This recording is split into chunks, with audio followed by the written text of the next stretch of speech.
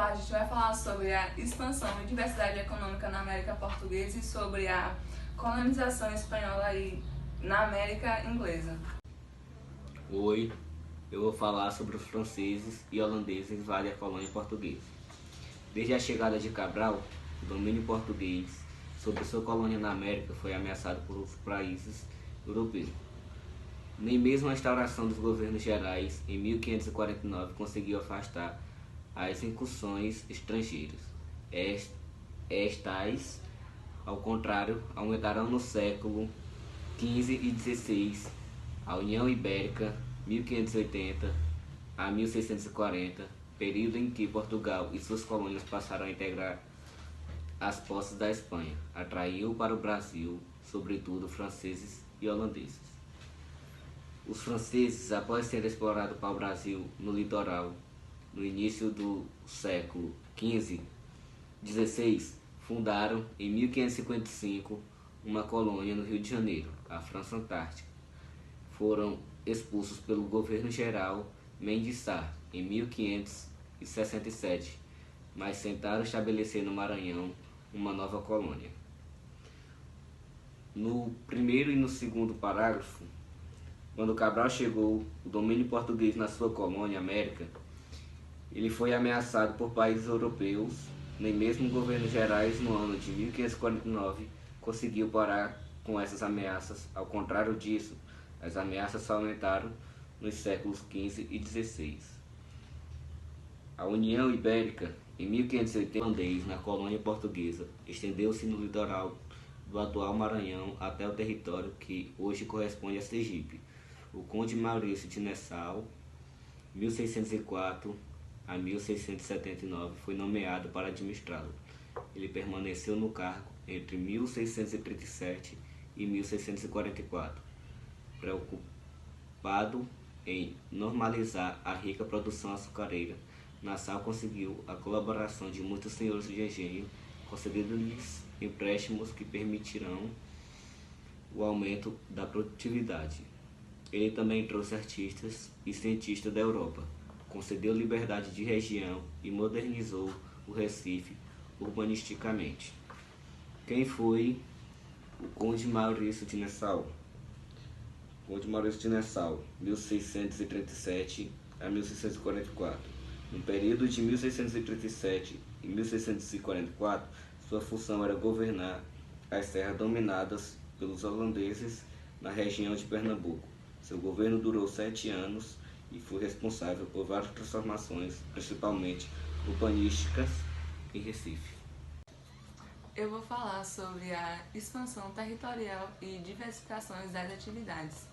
A expansão territorial brasileira está associada à diversificação de atividades que foram se desenvolvendo no Brasil colonial, à medida em que foi ocorrendo uma expansão demográfica e também em decorrência da crise do ciclo da cana-de-açúcar no Nordeste. Após a União Ibérica, houve a anulação de Tratado de Tordesilhas, que possibilitou que as terras mais afastadas do litoral brasileiro pudessem ser ocupadas pelos colonos, e ainda mais porque eram áreas que não interessavam na colonização espanhola.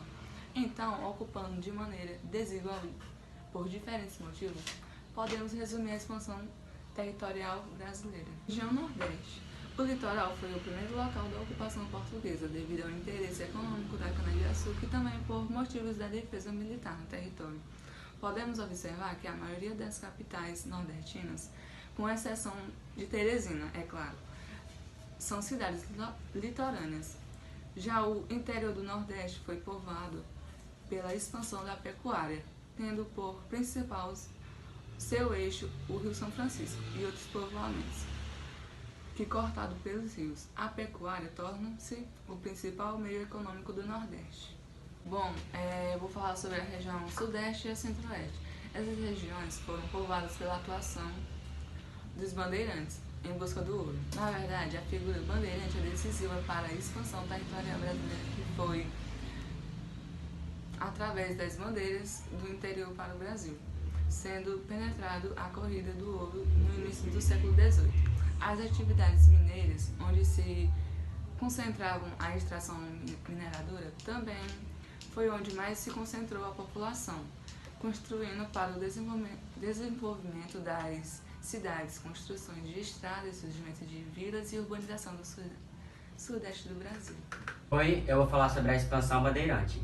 Os bandeirantes eram homens, principalmente os paulistas, que entre o século XVI e XVII atuaram na captura de escravos fugitivos, aprisionamento de indígenas e outras tarefas relacionadas. Atuaram também na procura de pedras e metais preciosos. Pelo interior do Brasil, andavam sempre armados e usavam a violência na captura de índios e escravos fugitivos.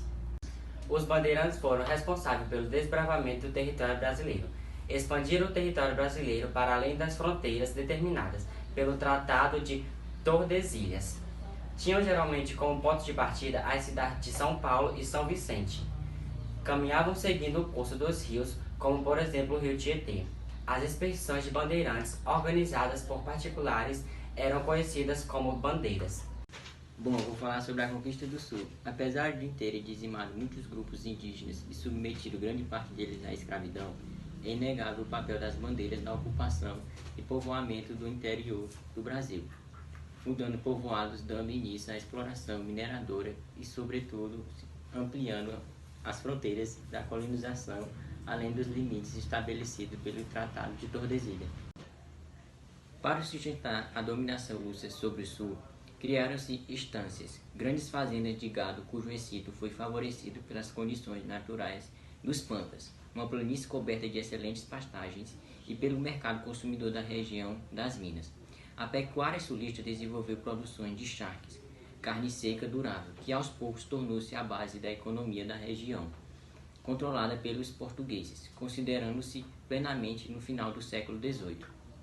Após a anulação dos limites impostos pelos Tratados de Tordesilhas, ocorrido durante a União Ibérica, foram estabelecidos novos tratados para resolver a continuação de disputa entre os espanhóis e portugueses.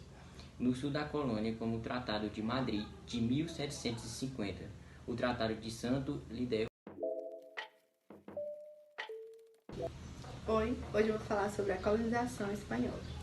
A colonização espanhola na América se caracterizou pela modificação da estrutura política e econômica e religiosa das sociedades que habitavam naquele território. Os espanhóis introduziram no continente americano uma nova religião, idioma e organização econômica e social. Por sua parte, levaram uma série de produtos desconhecidos para a Europa, como a batata, o milho e o chocolate. Além disso, as fronteiras do mundo desconhecido se alargaram e se modificaram para sempre. Oi, eu vou falar sobre a apropriação do espaço urbano. O meio urbano está saciado a vida na cidade. Os indivíduos que nela habitam, Suas edificações e espaços de usufruto de coletivo usufrutos coletivos é privado. Busca-se Então, de uma pesquisa, bibliografia, entender como surgiu surgir a problemática a problemática da da dinâmica social em em meio ao modo de urbanização capitalista desregrada. e delegada.